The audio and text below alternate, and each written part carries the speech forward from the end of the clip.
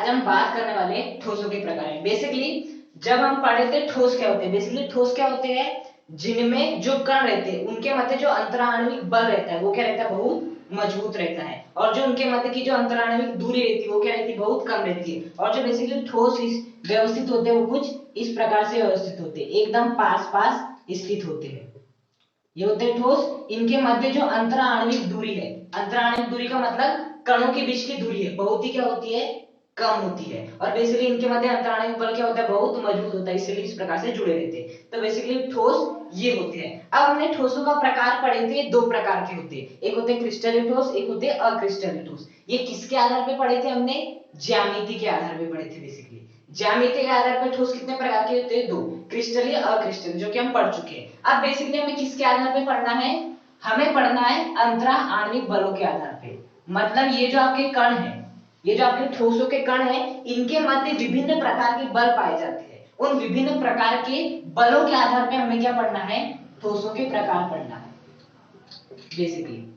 इसके पहले हमने किसके आधार पे पढ़े थे, ज्यामिति के आधार पे। तो कितने प्रकार के होते हैं, दो, क्रिस्टलीय ठोस, अक्रिस्टलीय ठोस। अब बेसिकली हमें अंतरा आणविक बलों के आधार पे पढ़ना है ठोसों के प्रकार। तो अंतरा आणविक बल का मतलब होता है कि एक ठोस का कण और दूसरे, मतलब कि एक ही ठोस में पहला कण और दूसरे कण के मध्य किस प्रकार का आकर्षण पाया जाता है, उसके आधार पे हमें क्या पढ़ना है, ठोस के प्रकार पढ़ना है। तो उसके आधार पे बेसिकली आपके ठोस कितने प्रकार के होते हैं, चार प्रकार के होते हैं। कितने प्रकार के होते हैं, चार प्रकार के। पहला होता है आपका आणविक ठोस। बेसिकली बताओ इनके मध्य, आणविक ठोस में बेसिकली जो अंतर आणविक बल लगेगा वो किसके मध्य लगेगा, अणुओं के मध्य। किसके मध्य लगेगा, अणुओं के मध्य। दूसरा होता है आपका आयनिक ठोस। अब बताओ इसमें जो आपका बल लगेगा वो किनके मध्य लगेगा, आयनों के बीच में लगेगा।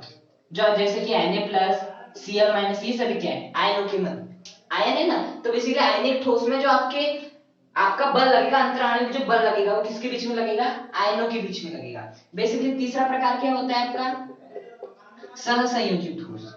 क्या होता है, सहसंयोजित ठोस। अब यहां से समझ में आ रहा है कि सहसंयोजित ठोस में बेसिकली जो अंतराणविक बल लगेगा या जो बल लगेगा वो किसके मध्य लगेगा, परमाणुओं के बीच में लगेगा।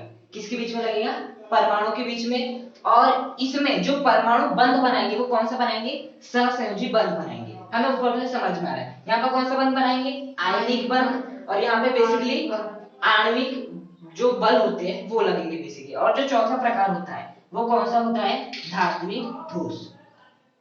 तो चार प्रकार के ठोस होते हैं अंतराणविक बलों के आधार पे। पहला होता है आणविक ठोस, जिनमें मुख्य जो बल लगेगा वो किनके मध्य लगेगा, अणुओं के मध्य लगेगा। कौन सा बल लगेगा, आणविक बल लगेगा बेसिकली। दूसरा आयनिक ठोस, इसमें जो बेसिकली बल लगेगा वो किनके मध्य लगेगा, आयनों के बीच में लगेगा। और कौन सा बल लगेगा, आयनिक बल बेसिकली। तीसरा क्या है, सहसंयोजी ठोस, इसमें जो बल लगेगा वो किनके मध्य लगेगा, परमाणुओं के बीच में लगेगा। और चौथा होता है आपका धात्विक ठोस, जिसमें कि जो आपका बल है वो भी परमाणुओं के बीच में ही लगेगा।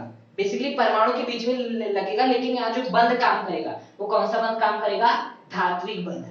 तो यहाँ पर आणविक बल, यहाँ पर आयनिक बल, यहाँ पर सहसंयोजी बल और यहाँ पर धात्विक बल। तो बेसिकली सबसे पहले हम क्या पढ़ेंगे, आणविक ठोस के बारे में पढ़ेंगे कि बेसिकली आपके आणविक ठोस क्या होते हैं। देखो बेसिकली आणविक ठोस वे ठोस होते हैं जिनके जो रचक कण होते हैं, जो रचक कण होते हैं, रचक कण का मतलब होता है जिस कण से मिलकर वो ठोस बना है। तो बेसिकली आणविक ठोस ऐसे ठोस होते हैं जिनमें रचक कण क्या होते हैं, बेसिकली अणु होते हैं। जिसमें रचक कण क्या होते हैं, बेसिकली अणु होते हैं। जैसे कि यदि मैं बात करूं इसके एग्जांपल की, तो H2 ये भी एक अणु है, ये भी एक अणु है। इन दोनों अणुओं के मध्य एक बल लग रहा है जो कि क्या है, आपका आणविक बल है।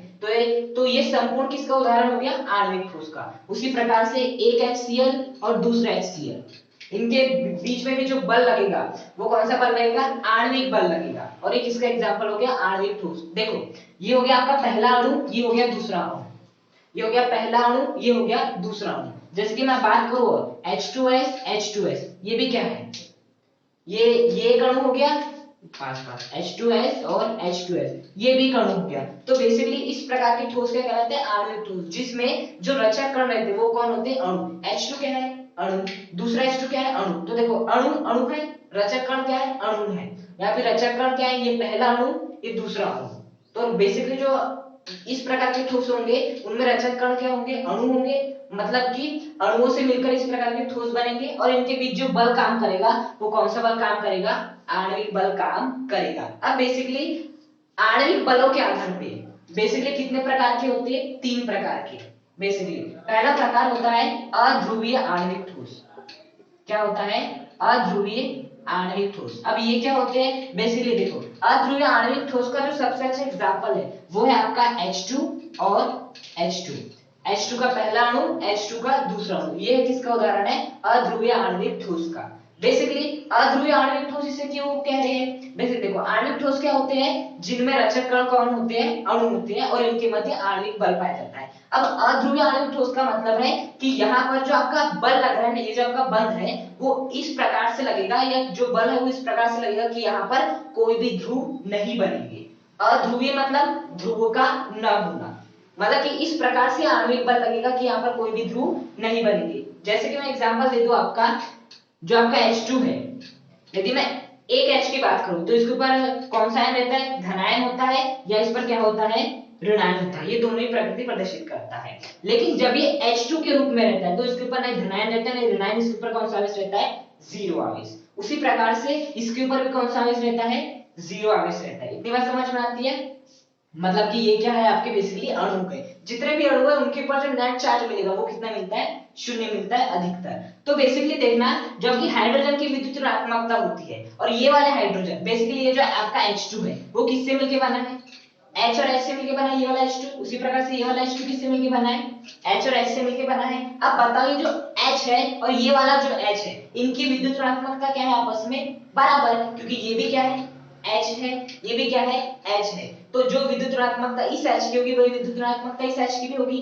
तो बेसिकली जो बीच में जो आपकी इलेक्ट्रॉन रखी है, क्या उन्हें कोई खींचेगा। जैसे कि यदि मैं बात करूं HCl में, तो HCl की यदि मैं बात करूं, Cl की विद्युत ऋणात्मकता क्या होती है, अधिक होती है। तो क्या करता है, Cl और हाइड्रोजन की क्या होती है, कम होती है। तो बेसिकली Cl की विद्युत ऋणात्मकता अधिक होने के कारण जो यहाँ पर 2 इलेक्ट्रॉन रहते हैं उन्हें वो अपनी ओर खींच लेता है। बेसिकली वो इलेक्ट्रॉन जो कि बीच में थे वो कहां पे आ जाते हैं, यहाँ पर, जिसका इसमें पार्श्व माइनस और इस पे क्या आ जाता है, पार्श्व प्लस आ जाता है। बेसिकली ये होता है हल्का सा इसके पास गया इसलिए हल्का सा निगेटिव, हल्का सा इससे दूर गया इसलिए हल्का सा पॉजिटिव। तो विद्युत ऋणात्मकता में डिफरेंस होने के कारण यहाँ पे पार्श्व धनावेश और यहाँ पे क्या आ गया, पार्श्व धनावेश। तो ये बन गया पहला ध्रुव और ये बन गया दूसरा ध्रुव। बेसिकली विद्युत ऋणात्मकता में अंतर होने के कारण आपकी किसका निर्माण होता है, ध्रुवों का निर्माण होता है। तो यहाँ पर 2 ध्रुवों का निर्माण हो चुका है, पहला ध्रुव ऋणात्मक ध्रुव है, दूसरा ध्रुव धनात्मक ध्रुव है। अब यदि मैं यहाँ बात करूं, जो इसकी विद्युत ऋणात्मकता है वही इसी की भी विद्युत ऋणात्मकता है, तो क्या ये इलेक्ट्रॉन खींचेगा, नहीं खींचेगा। क्या ये खींचेगा, नहीं खींचेगा, क्योंकि दोनों की विद्युत ऋणात्मकता बराबर है। तो बेसिकली ये जो आपका H है, कौन सा आवेश रहेगा इसके ऊपर, 0। किसी भी ऐसे आपके ध्रुव का निर्माण नहीं होने वाला जैसे कि HCl में हो रहा था। उसी प्रकार से ये H क्या है, समान तत्व है, तो उनकी विद्युत ऋणात्मकता में अंतर नहीं है। तो बेसिकली ये जो है आपका, इस पर भी कोई भी ध्रुव नहीं बनेगा जैसे यहाँ पर बन रहा था ऋणात्मक ध्रुव। तो बताओ जो आपका H2 है उस पर भी कोई ध्रुव नहीं बन रहा, और आपका H2 है इस पर भी कोई ध्रुव नहीं बन रहा है, इसीलिए इसे क्या कहते हैं, अध्रुवीय आणविक ठोस। मतलब कि जिन आणविक ठोसों में ध्रुव ना बने। और बेसिकली ध्रुव क्यों नहीं बन रहा है, ध्रुव इसलिए नहीं बन रहा है क्योंकि इनकी विद्युत ऋणात्मकता में कोई भी अंतर नहीं है। H2 की भी विद्युत ऋणात्मकता वही है जो कि इसकी है, तो एक दूसरे को नहीं खींचेंगे, तो ऐसे धनात्मक और ऋणात्मक आवेश नहीं आएंगे, जिससे ध्रुवों का निर्माण नहीं होगा। इसी कारण इस प्रकार के ठोस को क्या कहा जाता है, अध्रुवीय आणविक ठोस कहा जाता है। बेसिकली वह आणविक ठोस जिनमें ध्रुवों का निर्माण नहीं होता है, किस प्रकार के ठोस कहलाते हैं, अध्रुवीय आणविक ठोस कहलाते हैं। अब बेसिकली इनके बीच जो बंध पाया जाता है वो कौन सा बंध पाया जाता है, देखो बेसिकली आपके जो आणविक बल है ना वो बहुत प्रकार से होते हैं। मतलब आणविक बल क्या होते हैं, जो बल अणुओं के मध्य लगते हैं। ये पहला अणु, ये दूसरा अणु, इनके मध्य कौन सा बल लगेगा, आणविक बल लगेगा। तो बेसिकली आणविक बल बहुत प्रकार के होते हैं। वॉन डेर वाल बल होता है, आपका द्विध्रुव बल होता है, ये सभी बल होते हैं। क्लास 11 केमिस्ट्री चैप्टर नंबर 4 में पढ़े थे हमने बेसिकली। तो एक अणु और दूसरे अणु के बीच में यहाँ पर कौन सा बल लगेगा, आणविक बल। तो यहाँ पर जो बल लगेगा वो कौन सा बल लगता है आपका, वॉन डेर वाल बल। कौन सा बल लगता है, वॉन डेर वाल बल। तो बेसिकली आप ये कह सकते हो कि अध्रुवीय आणविक ठोस में अणुओं के मध्य कौन सा बल काम करता है, वॉन डेर वाल बल काम करता है। इस दुनिया में एक अणु और दूसरा अणु बेसिकली जिनके ऊपर किसी भी ध्रुव का निर्माण नहीं हो रहा है, तो उनके बीच में कोई भी बल नहीं पाया जाता। बेसिकली बताओ, ये जो आपका NaCl है, ये जो आपका NaCl है वो चिपके क्यों है? क्योंकि Na के ऊपर कौन सा चार्ज था? प्लस, Cl के ऊपर माइनस। उसी प्रकार से मैं HCl की बात करूं तो प्लस माइनस ध्रुव बन रहे थे, विपरीत प्रकृति के आवेश थे। लेकिन मैं बात करूं H2 जीरो आवेश, इस H2 जीरो आवेश, इनकी विद्युत ऋणात्मकता में भी अंतर नहीं है, तो इनके ऊपर कोई आवेश नहीं, मतलब ये कि आपस में कभी जुड़ नहीं सकते? नहीं, जुड़ सकते हैं। जब इस दुनिया में सब कुछ खत्म हो जाता है तब एक बल काम करता है, वो कौन सा? वॉन डर वाल बल। हमेशा याद रखना, जितने भी आपके अध्रुवीय ठोस होंगे ना, उनमें जो बेसिकली बल काम करता है वो कौन सा बल काम करता है? वॉन डर वाल बल।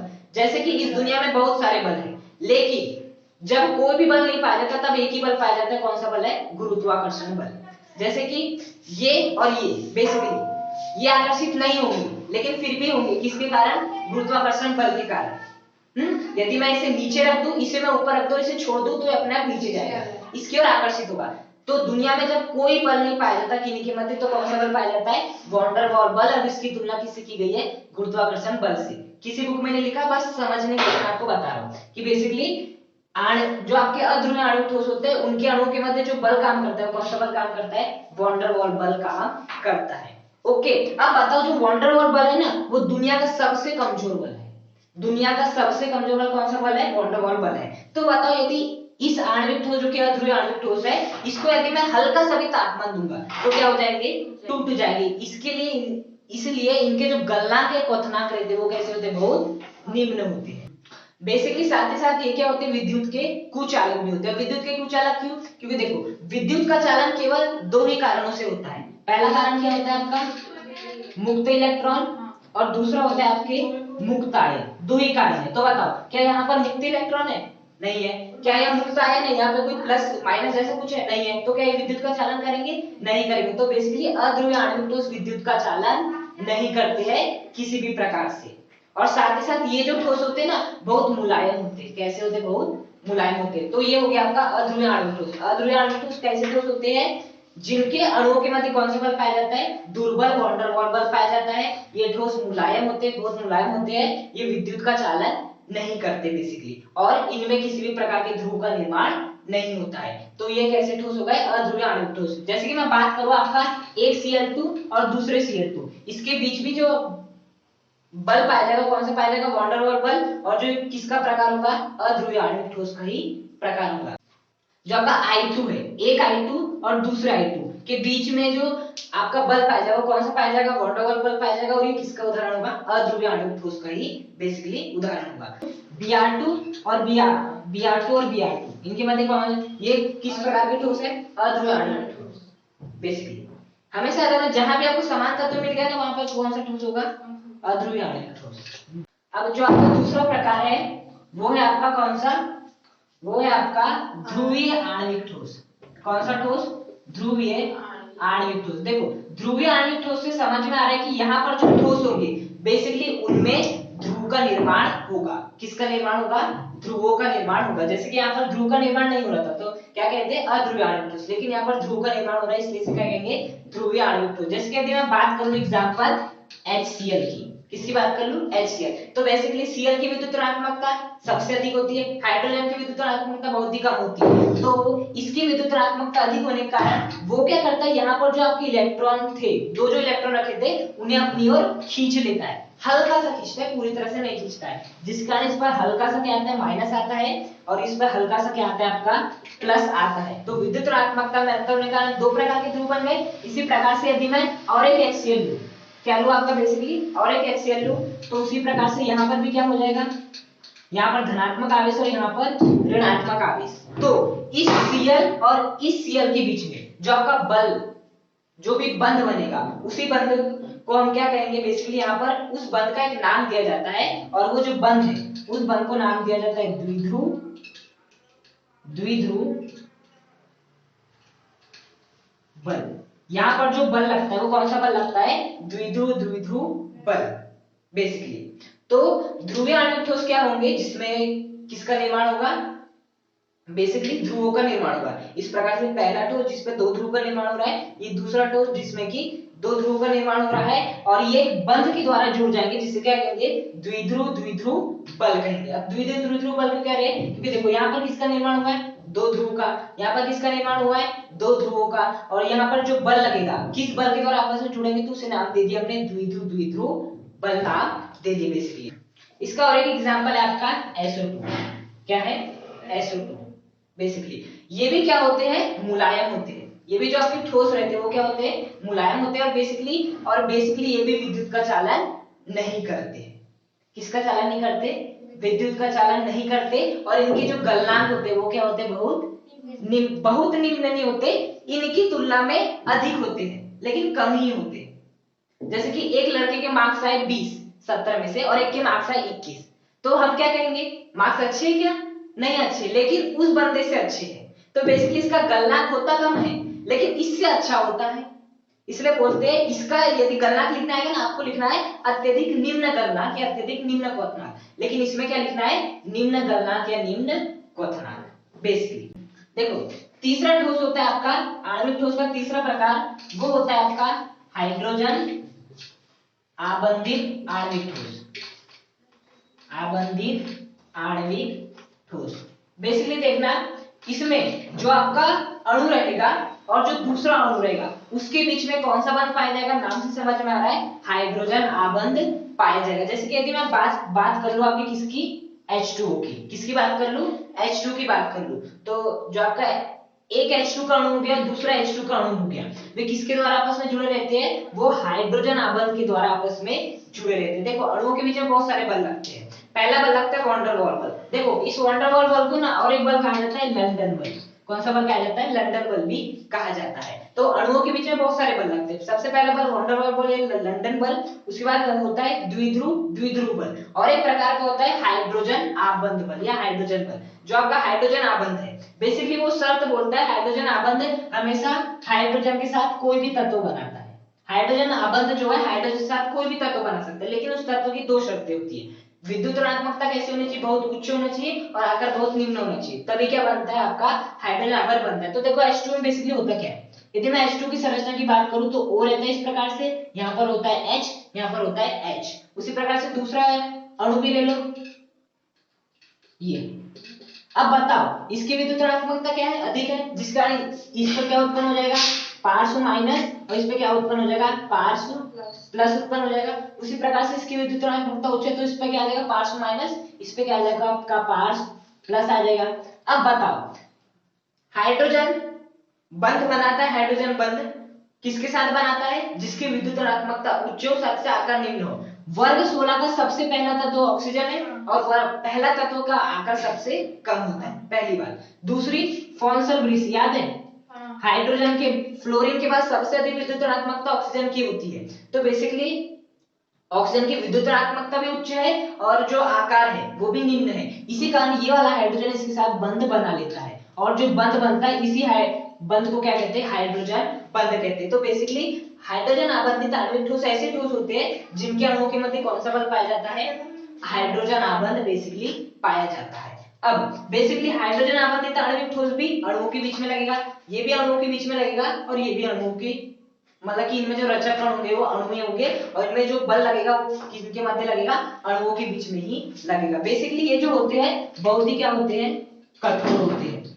इनके भी जो गलनांक क्वथनांक रहते हैं वो क्या होते हैं, बेसिकली निम्न होते हैं, मतलब कि बहुत कम होते हैं, मतलब इन्हें कम ताप देकर ही आसानी से गलाया या पिघलाया जा सकता है। बेसिकली हाइड्रोजन आबंधित आणविक ठोसों को। तो बेसिकली ये हो गया आणविक ठोस जिसमें कि रचक कण क्या होते हैं, अणु होते हैं। अब बेसिकली अणुओं के मध्य बहुत प्रकार के बल लगते हैं, तो उन बलों के आधार पे आपके जो आणविक ठोस है वो कितने प्रकार के होते हैं, 3 प्रकार के। यदि अणुओं के मध्य वॉन डेर वाल बल है तो कौन सा ठोस, अध्रुवीय आणविक ठोस। यदि अणुओं के मध्य द्विध्रुव बल है तो ध्रुवीय आणविक ठोस। लेकिन यदि अणुओं के मध्य हाइड्रोजन आबंध है तो वो कौन सा ठोस कहलाता है, हाइड्रोजन आबंधित आणविक ठोस कहलाता है। बेसिकली इनके एग्जांपल याद रख लेना, वो बेसिकली एग्जाम में पूछता है। अब हम बात करेंगे दूसरे प्रकार के ठोस की, जो कि आपका कौन सा ठोस, आयनिक ठोस।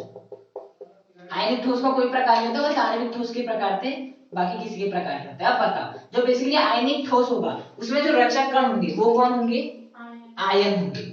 मतलब कि इनमें जो कण होंगे ना वो आयन होंगे। जैसे कि यहाँ पर होगा Na+, Cl-, Na+, Cl-, Cl-, Na+, Cl-, Na+। इस प्रकार का जो ठोस होता है वो क्या कहलाता है? बेसिकली आयनिक ठोस कहलाता है। जैसे कि सबसे अच्छा एग्जांपल इसका क्या हो गया? NaCl। NaCl क्या है? एक प्रकार का आयनिक ठोस है। ओके, तो आयनिक ठोस वे ठोस होते हैं जिनके रचक कण बेसिकली क्या होते हैं? आयन होते हैं। और बेसिकली जो आपके आयनिक ठोस होते हैं वो विद्युत का चालन नहीं करते। वो विद्युत का चालन नहीं करते। यदि मैं बात करूं आणविक ठोस की तो उसमें जो पहला क्या था आपका? अध्रुवीय आणविक ठोस, वो भी विद्युत का चालन नहीं कर रहा था। दूसरा क्या था? ध्रुवीय आणविक ठोस, तो वे विद्युत का चालन नहीं कर रहा था। और तीसरा जो था हाइड्रोजन आबंधित आणविक ठोस, वो भी विद्युत का चालन नहीं कर रहा था। मतलब आणविक ठोस विद्युत का चालन करते ही नहीं है क्योंकि उनके पास या तो मुक्त इलेक्ट्रॉन नहीं रहता है या तो मुक्त आयन नहीं रहते। बेसिकली उसी प्रकार से आयनिक ठोसों के बीच में भी देखो, अब आप तो बोल रहे हो कि नहीं इसके ऊपर तो प्लस है इसके ऊपर माइनस है। आयन तो है लेकिन क्या है? मुक्त है? नहीं है। मुक्त कब होंगे? जब Na+ अलग हो जाएगा, Cl- अलग हो जाएगा। बेसिकली तो आयनिक ठोस जब ठोस अवस्था में रहती है तो विद्युत का चालन नहीं होता है। लेकिन जैसे आपने क्या किए, इन्हें एक विलयन में डाल दिए। किसमें डाल दिए? इस प्रकार से विलयन में डाल दिए तो NaCl दो भागों में टूट जाता है, Na+, Cl-। अब विद्युत धारा का प्रवाह होगा। जैसे कि आपका नमक का डिब्बा, उसमें उसमें वायर लगाना और करंट फ्लो करना नहीं होगी। लेकिन उसी यदि नमक के डिब्बे में जो नमक रखा है उसे यदि पानी में डाल दोगे तो फिर वायर लगाना और फिर पकड़ना, भयंकर करंट लगेगा क्योंकि बेसिकली आयन वहां पर जाते क्या हो गए? मुक्त हो गए। तो बेसिकली जो आयनिक ठोस रहते हैं वो ठोस अवस्था में विद्युत का चालन नहीं करते हैं, लेकिन गलित अवस्था में या जलीय अवस्था में विद्युत का चालन करते हैं। बेसिकली देखो NaCl हो गया आयनिक ठोस का एग्जांपल। अब एक NaCl और दूसरे NaCl के मध्य जो बल पाया जाता है, उस बल का नाम है कौन सा बल? कूलाम्बी बल। कौन सा बल है? कूलाम्बी बल, या इसे स्थिर वैद्युत बल भी कहते हैं। कौन सा बल कहते हैं? स्थिर वैद्युत बल। बेसिकली आपको क्या करना है, जितने आपके ठोस है उनमें रचक कौन कौन है और उनमें उनके अणुओं के मध्य जो आपका बल लग रहा है, उनके अणुओं के मध्य जो आपको बल लग रहा है उसे याद रखना है। बेसिकली इसमें एक NaCl दूसरे NaCl के बीच का बल नहीं देखा जाता है, इसमें देखा जाता है NaCl में जो आपका Na है और जो आपका Cl है उसके मध्य कौन सा बल है वो देखा जाता है। तो इसमें एक Na जो आपका एक NaCl का अणु है उसमें एक Na और दूसरे Cl के मध्य कौन सा बल पाया जाता है? आपका कूलाम्बी बल, या जिसे हम स्थिर वैद्युत बल कहते हैं। अणुओं के मध्य बल का आप देखना जब हम आणविक ठोस की बात करेंगे, आयनिक ठोस में हमें ये नहीं देखना है। बेसिकली जो आपके आयनिक ठोस होते हैं ना वो कठोर बहुत होते हैं। क्या होते हैं? कठोर बहुत होते हैं और भंगुर भी बहुत होते हैं। बेसिकली कठोर भी बहुत होते हैं और भंगुर भी बहुत होते हैं। हाँ, और ये जो है गलित अवस्था में जलीय अवस्था में किसका चालन करते हैं? विद्युत का चालन करते हैं, लेकिन ठोस अवस्था में विद्युत का चालन नहीं करते। इनका जो गलनांक है, क्वथनांक रहता है ना, वो क्या रहता है? बहुत उच्च रहता है क्योंकि इनके मध्य कौन सा बल पाया जा रहा है? आयनिक बंध। बेसिकली दो आयनों के बीच जो बंध पाया जाता है कौन सा बंध होता है? आयनिक बंध। और आयनिक बंध दुनिया का सबसे खतरनाक बंध है, इसे तोड़ना बहुत ही मुश्किल काम होता है। और उसी हमने आयनिक बंध को किसका नाम दिया? कूलाम्बी बल का नाम दिया या स्थिर वैद्युत बल का नाम दिया। तो चार चीजें, पहले इसमें रचक कण कौन होते हैं? आयन, ये बहुत कठोर होते हैं, भंगुर होते हैं। इसमें बेसिकली कौन सा बल पाया जाता है? कूलाम्बी बल और स्थिर वैद्युत बल। और इनका जो गलनांक क्वथनांक रहता है वो क्या रहता है? बहुत उच्च रहता है।